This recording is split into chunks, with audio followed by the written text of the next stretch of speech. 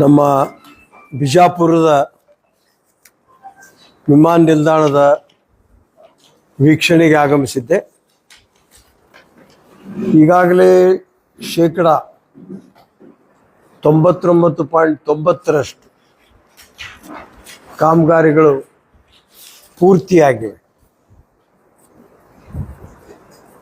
ಪ್ರಾಶಸ್ತ್ಯವಾದಂತಹ ಜಾಗದಲ್ಲಿ ದೂರವಾದರೂ ಕೂಡ 727 ಎಕರೆ ಪ್ರದೇಶದಲ್ಲಿ ಈ ನಿಲ್ದಾಣ 3 ಹಂತದ ಕಾಮಗಾರಿಗಳನ್ನು ಪೂರ್ತಿಗೊಳಿಸಿ ಈಗ ಉದ್ಘಾಟನೆಗೆ ಸಿದ್ಧವಾಗಿದೆ. ನೈಟ್ ಲ್ಯಾಂಡಿಂಗ್ ಅಷ್ಟು ಆ ಹಂತದ ಕಾಮಗಾರಿ ಪ್ರಗತಿಯಲ್ಲಿ ಬರ್ತದೆ.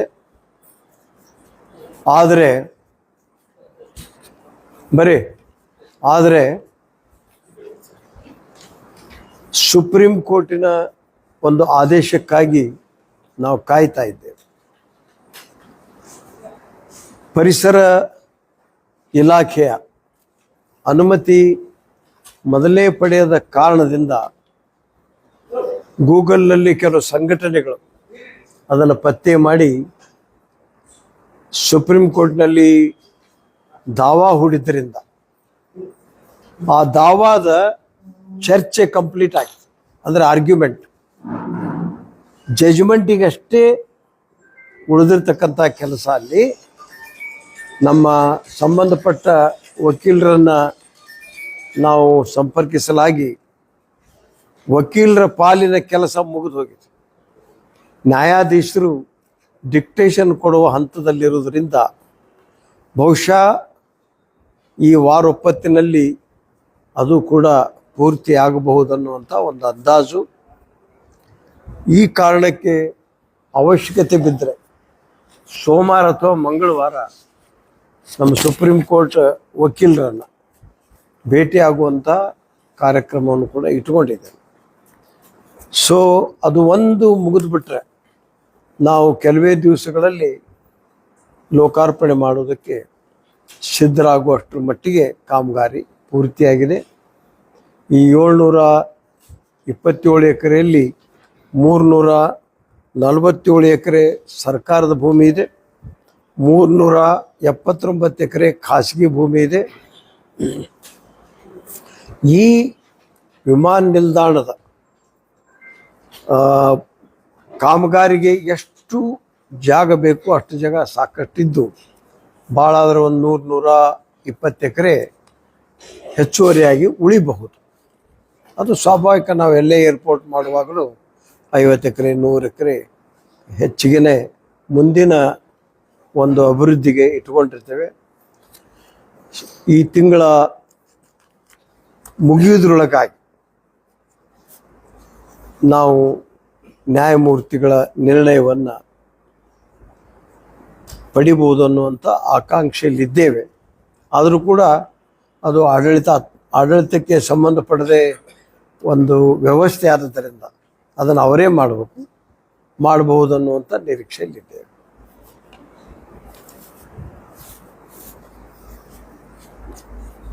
ಇನ್ನು ಈ ಸಾರಿ ಬೇರೆ ಬೇರೆ ಈ ವಿಮಾನ ನಿಲ್ದಾಣದಲ್ಲಿ ಈ ಅಶೋಕ್ ಕಂಪ್ನಿ ಮತ್ತು ಲೀಲ್ಯಾಂಡ್ ಕಂಪ್ನಿ ಇಂಥವುಗಳ ಒಂದು ಅಗ್ನಿಶಾಮಕ ವಾಹನಗಳಿದ್ದು, ಈ ಸಾರಿ ಇಲ್ಲಿ ಅತ್ಯಂತ ಸುಸಜ್ಜಿತವಾಗಿರ್ತಕ್ಕಂಥ 100 ಫೂಟ್ಗಿಂತ ಹೆಚ್ಚು ಭಾಳ ಬಿರುಸಾಗಿ ನೀರನ್ನು ಪೂರೈಕೆ ಮಾಡುವಂಥ ಅಗ್ನಿಶಾಮಕ ವಾಹನಗಳು ಕೂಡ ಬಂದು ಬಿಟ್ಟಿವೆ.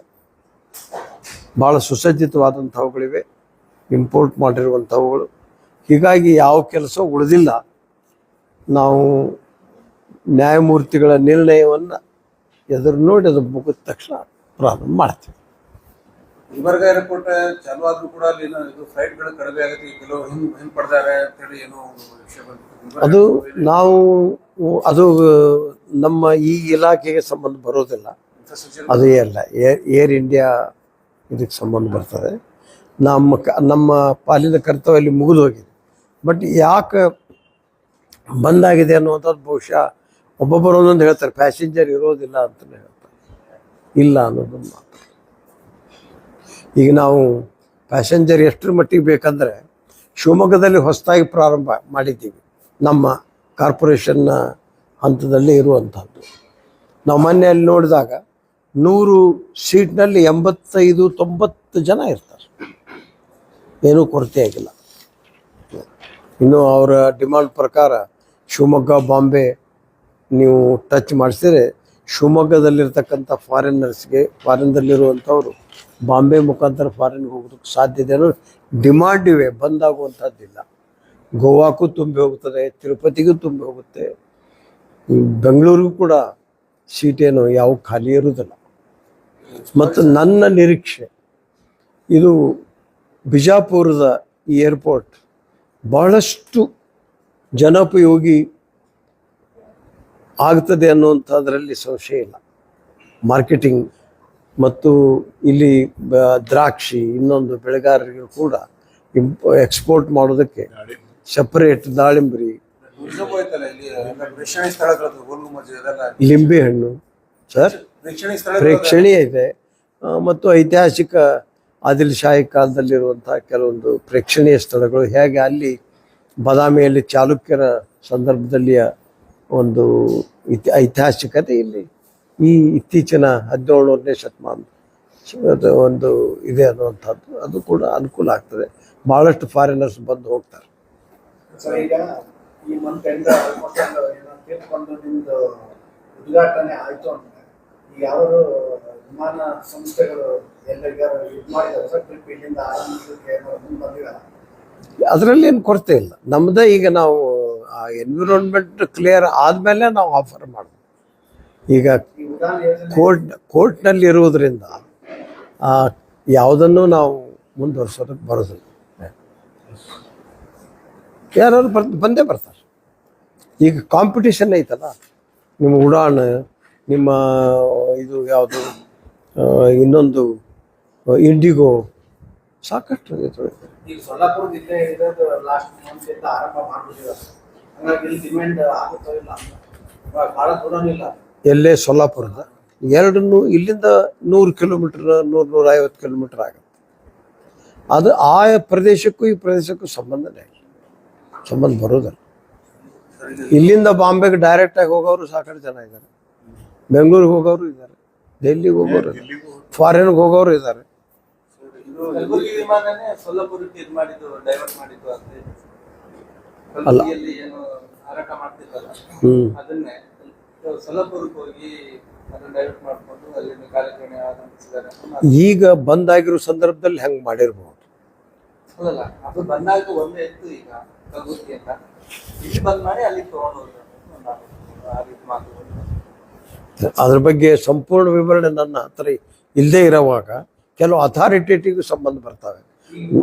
ರಸ್ತೆಗಳು ಆಗಿಲ್ಲ, ಎಲ್ಲ ಯಾವುದಾಗಿಲ್ಲ. ನಮ್ಮ ರನ್ವೇ ರಸ್ತೆ ಆಗಿದೆ, ಆ ವಿಮಾನ ನಿಲ್ದಾಣಕ್ಕೆ ರಸ್ತೆ ಮುಗಿದಿದೆ, ಯಾವ ಕಾಮಗಾರಿ ಪೆಂಡಿಂಗ್ ಇಲ್ಲ. ಇಲ್ಲಾಂದ್ರೆ 99.90 ವರ್ಕ್ ಕಂಪ್ಲೀಟ್ ಆಗಿದೆ ಅಂತ ನಾವು ಹೆಂಗೆ ಹೇಳ್ತೀವಿ. ರನ್ವೇ ಮುಗಿದಿದೆ.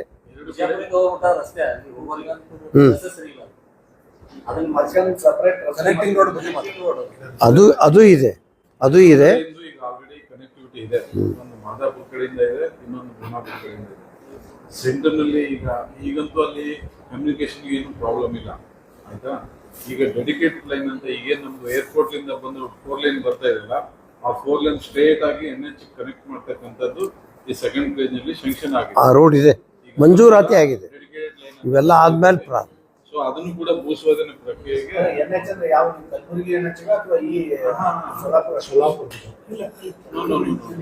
Kalaburagi NH connectivity. ಸರ್, ಇದಕ್ಕೆ ಇನ್ಫ್ರಾಸ್ಟ್ರಕ್ಚರ್ ಮಿನಿಸ್ಟರ್ ಇದ್ದಾರೆ, ಅವರು ಒಂದು ಲಾಸ್ಟ್ ಟೈಮ್ ಏನು ಹೇಳಿದಾಗ, ಈಗ ಎಲ್ಲವೂ ನಾವು ಸೆಟಪ್ ಮಾಡ್ತೀವಿ, ಏರ್ಪೋರ್ಟ್ ಸೆಟಪ್ ಮಾಡಿದ್ಮೇಲೆ ಅದಕ್ಕೆ ಸೆಂಟ್ರಲ್ ಗೌರ್ಮೆಂಟ್ ಅವರು ಮೇಂಟೈನ್ ಮಾಡಿಬಿಡ್ತಾರೆ. ಅದಕ್ಕೆ ಅವ್ರದಿಂದ ಮತ್ತು ಅವ್ರು ಫೀಸ್ ತಗೋತಾರೆ ರಾಜ್ಯ ಸರ್ಕಾರದಿಂದ ಮೇಂಟೆನೆನ್ಸ್. ಅದ್ರ ಬದಲಾಗಿ ನಾವು ರಾಜ್ಯ ಸರ್ಕಾರ ಇದನ್ನು ಮೇಂಟೈನ್ ಮಾಡ್ತೀವಿ, ಅದಕ್ಕೊಂದು ನಿರ್ಣಯ ಮಾಡಕ್ಕೆ ಪ್ಲಾನ್ ಮಾಡ್ತೀವಿ ಅಂತ ಏನೋ ಹೇಳಿದ್ರು. ಸಂಪೂರ್ಣ ತೀರ್ಮಾನ ಇವೆಲ್ಲ ನಂತರ ಆಗುವಂತ ತೀರ್ಮಾನ. ಶಿವಮೊಗ್ಗ ಆಲ್ರೆಡಿ ಏರ್ಪೋರ್ಟ್ ಆಗೈತಿ, ಗುಲ್ಬರ್ಗ ಏರ್ಪೋರ್ಟ್ ಆಗೈತಿ, ಸೊ ಅದನ್ನ ಸರ್ಕಾರ ರಾಜ್ಯ ಸರ್ಕಾರ ಮೇಂಟೈನ್ ಮಾಡ್ಬೇಕು ಅನ್ನುವಂತ ಅದ್ರ ಬಗ್ಗೆ ಡಿಸಿಷನ್ ಆಗಿಲ್ಲ ಸರ್ ಏನಾದ್ರೆ ಅಗ್ರಿಮೆಂಟ್ ಅಲ್ಲಿ ಆಧಾರದ ಮೇಲೆ ಅಗ್ರಿಮೆಂಟ್ ಹೊಸ ಏರ್ಪೋರ್ಟ್ ಬಗ್ಗೆ ಏನ್ ಸರ್ ಬೆಂಗಳೂರಲ್ಲಿ ಹೊಸ ಏರ್ಪೋರ್ಟ್ ನಲ್ಲಿ ಈಗ ಬೆಂಗಳೂರಲ್ಲ ಅದು ಇದು ಏರ್ ಇಂಡಿಯಾ ಇವೆಲ್ಲ ಸಂಬಂಧಪಟ್ಟಂತ ಅಲ್ಲ ಸರ್ ನಮಗೆ ಇಲ್ಲ ಹಂಗೆ ತಮ್ಮ ಇಲಾಖೆಯಲ್ಲಿ ಏನೇನು ಬರ್ತದೆ ಇಲಾಖೆ ಅಂತಂದ್ರೆ ನಮ್ಗೆ ಮೂಲ ಸೌಕರ್ಯವನ್ನ ಮಾಡಿಕೊಡುವುದು ನಮ್ಮ ಕಾರ್ಪೊರೇಷನ್ ಕೆಲಸ. ಓಕೆ ಈಗ ನಾಳೆ ತುಮಕೂರಲ್ಲೂ ಇನ್ನೊಂದು ವಿಮಾನ ನಿಲ್ದಾಣದ ತೀರ್ಮಾನ ಆದ್ಮೇಲೆ KIDB ಅವರು ಈ ಜಮೀನು ಇನ್ನೊಂದು ವಗೇರೆ ಎಲ್ಲ ಆದ್ಮೇಲೆ ಅಥವಾ ಸರ್ಕಾರಿ ಜಮೀನಿದ್ದು ಆ ಜಮೀನನ್ನ ಅವರು ನಮಗೆ ವಹಿಸ್ಕೊಟ್ರೆ ನೀವು ಇದನ್ನ ಮೂಲಭೂತ ಸೌಕರ್ಯವನ್ನು ಒದಗಿಸಿ ಕೊಡಬೇಕು ಅನ್ನುವಂಥ ತೀರ್ಮಾನದ ಮೇಲೆ ನಮ್ಮ ಕೆಲಸ. ಹೊಸ ಪ್ರಪೋಸಲ್ಗಳು ಹೊಸ ಪ್ರಪೋಸಲ್ಲಿ ಈಗ ಈ ಬಿಜಾಪುರ ತನಕ 90.90 ಕಂಪ್ಲೀಟ್ ಆದ್ರೆ ರಾಯಚೂರು ಈ ಕೆಲಸ ನಡೆದಿದೆ. Raichur airport airport Raichur airport ಈಗ 13% ಕಾಮಗಾರಿ ಕಂಪ್ಲೀಟ್ ಆಗಿದೆ, ಅಂದ್ರೆ ಹೊಸದದು. ಓಕೆ ಈ ಮಧ್ಯೆ ಮಳೆ ದೀಪಾವಳಿ ಇಂಥವುಗಳಿದ್ದರಿಂದ ಸ್ವಲ್ಪ ಸ್ಲೋ ಇತ್ತು. ಮೊನ್ನೆ ರಾಯಚೂರಿಗೆ ಹೋಗಿನೂ ನಾನು ನೋಡ್ಕೊಂಡು ಬಂದೆ. ಈಗ 13-14% ವರ್ಕು ವೇಗದಲ್ಲಿ ಸಾಗ್ತಾ ಇದೆ. ಅದು ಕೂಡ ನಮ್ಮ ಕಾರ್ಪೊರೇಷನ್ ಅಂಡರ್ದಲ್ಲಿ ಇದೆ. ಹಾಸನ ಏರ್ಪೋರ್ಟ್ ಇದೆ, ಹಾಸನದಲ್ಲಿಯೂ ಕೂಡ ಕೆಲಸ ಕಾಮಗಾರಿ ನಡೆದಿದೆ. ಸ್ವಲ್ಪ ದಿವಸದಲ್ಲಿ ಇದು ಕಂಪ್ಲೀಟ್ ಆಗುತ್ತೆ. ಚಿಕ್ಕಮಗಳೂರಲ್ಲಿ ಈ ಕೆಲಸವನ್ನು ನಾವು ಭೂ ಸ್ವಾಧೀನ ಖರೀದಿ ಅಥವಾ ಸ್ವಾಧೀನಪಡಿಸಿಕೊಳ್ಳುವಲ್ಲಿ ಅಲ್ಲಿ ಕೇವಲ ಈಗ ನಮಗೆ 39 ಎಕರೆ ಸಿಕ್ಕಿರೋದ್ರಿಂದ ಏರ್ ಸ್ಕ್ರಿಪ್ಟ್ಗೆ ಕನಿಷ್ಠ 150 ಎಕರೆ ಬೇಕಾಗ್ತದೆ. ಚಿಕ್ಕಮಗಳೂರಲ್ಲಿ ಪ್ರಯತ್ನ ನಡೆಸಿದ್ದೇವೆ. ಮುಂದಿನ ವಾರದಲ್ಲಿ ನಾವು ಈ ಒಂದು ಬಿಜಾಪುರದ ಸ್ವಾಭಾವಿಕ ಈ ಬಿಜಾಪುರದ ಬೇಗನೆ ಪ್ರಾರಂಭ ಆಗಲಿ ಅನ್ನೋದು ನಾವು ಇಲ್ಲಿ ಬೆಳೆದವರು, ಇಲ್ಲಿದ್ದವರು, ಪಕ್ಕದವರು, ಅಖಂಡ ಜಿಲ್ಲಾದಲ್ಲಿ ಇಲ್ಲಿಯೇ ರಾಜಕೀಯ ಪ್ರಾರಂಭ ಮಾಡಿದವರು. ಇದ್ರ ಬಗ್ಗೆ ನ್ಯಾಚುರಲಿ ಮನುಷ್ಯನ ಸಹಜವಾದಂಥ ಆಸಕ್ತಿ ಇರ್ತದೆ. ಅದರ ಜೊತೆಗೆ ನನ್ನ ಮುಂದಿನ ಯೋಜನೆ ಬಾಗಲಕೋಟೆಯಲ್ಲೂ ಕೂಡ ಒಂದು ಏರ್ ಸ್ಕ್ರಿಪ್ಟ್ ಮಾಡಬೇಕು ಅನ್ನುವಂಥ ಉದ್ದೇಶ ಇದೆ. ಕಾರಣ 14 ಶುಗರ್ ಫ್ಯಾಕ್ಟ್ರಿಗಳಿವೆ, 4 ಮೆಡಿಕಲ್ ಕಾಲೇಜ್ ಇವೆ, 1 ತೋಟಗಾರಿಕೆ ಯೂನಿವರ್ಸಿಟಿ ಇದೆ. ಚಾಲುಕ್ಯರ ಕಾಲದ ಬದಾಮಿ, ಪಟ್ಟದಕಲ್ಲು, ಐಹೊಳೆ ಮತ್ತು ಕೂಡಲ ಸಂಗಮ, ಅದು ಇತ್ತೀಚೆಗೆ ಬಿಡಿ ಬಸವಣ್ಣವ್ರ ಕಾಲದಲ್ಲಿ, ಆ ಕಾಲದಲ್ಲಿರುವಂಥ ಐತಿಹಾಸಿಕ ಸ್ಥಳಗಳಿಗೆ ಭಾಳಷ್ಟು ಜನ ಪ್ರವಾಸಿಗರು ಬರ್ತಾರೆ. ಅಲ್ಲಿಯೂ ಕೂಡ ನಡೆದಿದೆ. ನಿನ್ನೆ ಜಿಲ್ಲಾಧಿಕಾರಿಗಳ ಭೇಟಿಯಾಗಿದ್ದೆ. ನಮಗೆ 150 ಎಕರೆ ಸರ್ಕಾರಿ ಭೂಮಿಯನ್ನು ಕೊಟ್ಟರೆ ಕೂಡಲೇ ನಾವು ಅದರ ಬಗ್ಗೆ ಕಾರ್ಯೋನ್ಮುಖರಾಗ್ತೀವಿ ಅಂತಕ್ಕಂಥ ಮಾತನ್ನು ಹೇಳಿದ್ದೆ. ಅದರ ಜೊತೆಗೆ ಈಗ ಹೆಚ್ಚಾಗಿ ದೊಡ್ಡ ದೊಡ್ಡ ಕೆಲಸ ಕಾರ್ಯಗಳನ್ನು ನಮ್ಮ ಈ ಕಾರ್ಪೊರೇಷನಿಂದ ಮಾಡಿದ್ದಾರೆ. ಏರ್ಪೋರ್ಟ್ ನಿರ್ಮಾಣ ಇರ್ಬೋದು, ಕೆಲವು ಕಡೆ ಬಿಲ್ಡಿಂಗ್ ಕಟ್ಟಿಸ್ಕೊಟ್ಟಿದ್ದೇವೆ. ಈಗ ನಾವಿರೋದು ಕೂಡ ಖನಿಜ ಭವನದಲ್ಲಿ ನಮ್ಮ ಕಚೇರಿ ಇದೆ. ಅಲ್ಲಿ ಒಟ್ಟು 6 ಫ್ಲೋರು ನಮ್ಮ ಕಾರ್ಪೊರೇಷನ್ ಅಂಡರ್ದಲ್ಲೇ ಇರ್ತಕ್ಕಂಥದ್ದು. ಇಲ್ಲಿ ಒಂದು ಯೋಜನೆ ಏನಿದೆ ಅಂದರೆ, ಸರ್ಕಾರ ಭೂಮಿ ಕೊಟ್ಟರೆ ನಾವು ಅಲ್ಲಿ ಮೂಲ ಸೌಕರ್ಯವನ್ನು ಮಾಡಿಕೊಟ್ಟು 30 ವರ್ಷದ ನಂತರ ಆ ಬಿಲ್ಡಿಂಗನ್ನು ಸರ್ಕಾರಕ್ಕೆ ವಾಪಸ್ ಕೊಡ್ತೇವೆ. ಅಂದರೆ 30 ವರ್ಷ ನಾವು ಕಾರ್ಪೊರೇಷನ್ನವರು ಅದರ ಮೇಂಟೈನ್ ಮಾಡೋದು, ಅದ್ರ ಬಾಡಿಗೆ ತೊಳೆದೆಲ್ಲ ಮಾಡ್ತೇವೆ. ಇದೇ ರೀತಿ ಒಂದು ಯೋಜನೆ ಹೇಳಿ ನನ್ನ ಆಲೋಚನೆ. ಆಲ್ಮಟ್ಟಿಯಲ್ಲಿ ಸುಮಾರು 5-6 ಎಕರೆ ಜಮೀನನ್ನು KBJLನಿಂದ ಕೇಳಿ, ಒಮ್ಮೊಮ್ಮೆ ನಾವು ಹೋದಾಗ ನೀವು ನೋಡ್ತೀರಿ, ನಾವು ನೋಡ್ತೀವಿ, ಬಡ ವಿದ್ಯಾರ್ಥಿಗಳು, ಶಿಕ್ಷಕರು ಪ್ರತಿ ರವಿವಾರ ಎಲ್ಲ ಪ್ರವಾಸಿಗರು ಬರ್ತಾರೆ.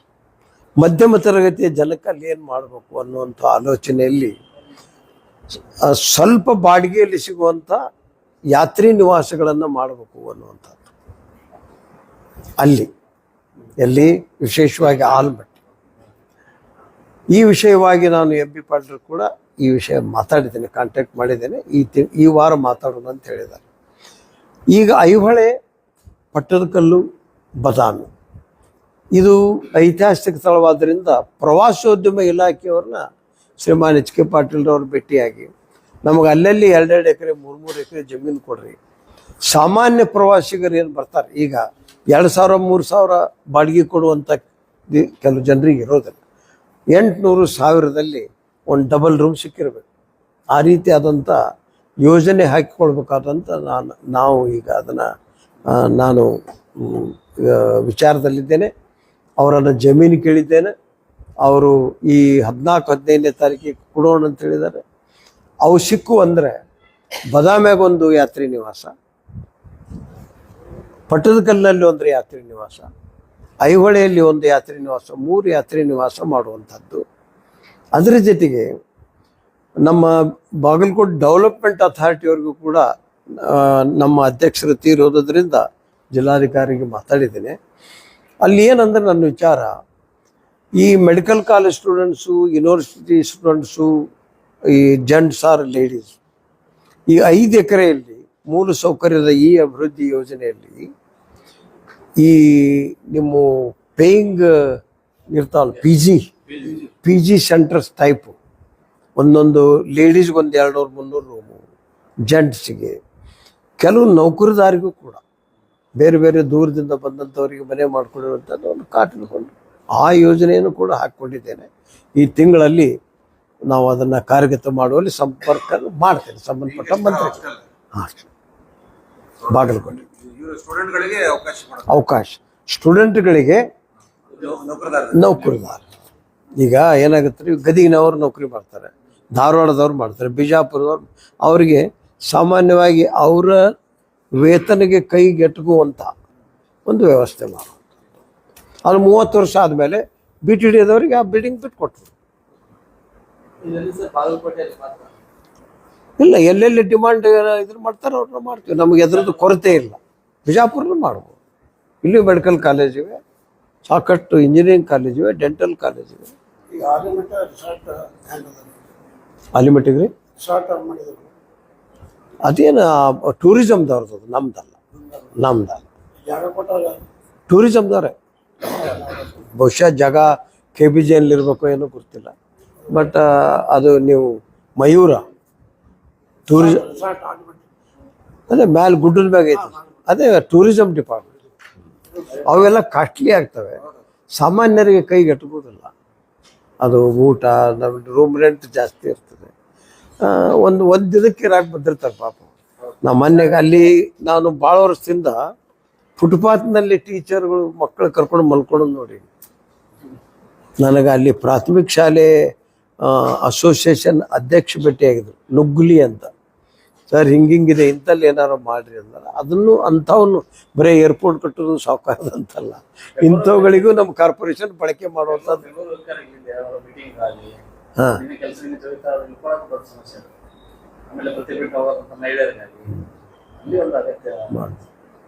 ಒಳ್ಳೆ ಸಜೆಷನ್. ಬಟ್ ಜಾಗ ಸರ್ಕಾರಕ್ಕೆ ಕೇಳುವಂಥ ಬಿ ಡಿ ಎದವರ ಕೊಡ್ಬೇಕು.